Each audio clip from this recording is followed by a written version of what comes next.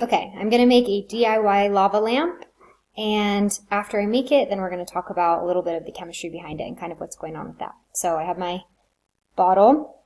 There's a little bit of water in here. We're going to add some oil.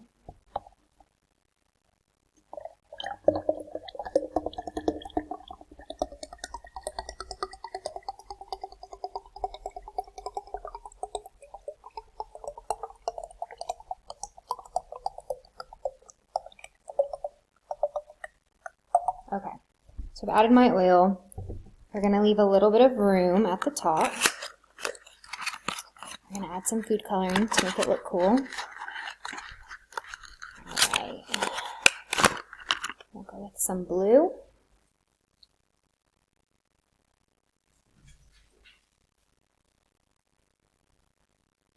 Alright, a few drops of that. Now we're going to break an Alka-Seltzer tablet and throw it in there and see what happens.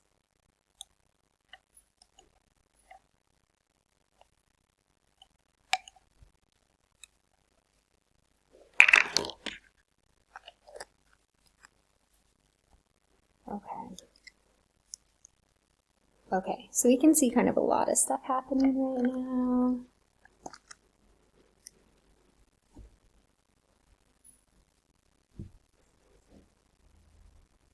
Okay, so basically what's happening here is we put the water in and then the oil on top, and the density of the water is obviously higher than the oil, so the oil is going to float on top.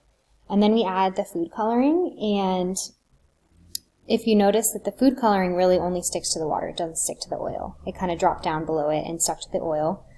And then when you add the Alka-Seltzer, it's reacting with the water to produce carbon dioxide, kind of similar to the lab that we did this week. And the carbon dioxide bubbles are going to stick kind of to the water droplets, and this combination of gas and water is less dense than the oil, so it's going to rise to the top. So we can kind of see that happening now with the Alka-Seltzer.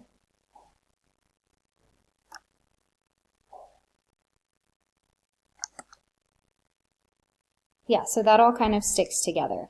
So that's my DIY lava lamp, and that's basically why it's working and the chemistry behind it. I hope you enjoyed. That's all I have.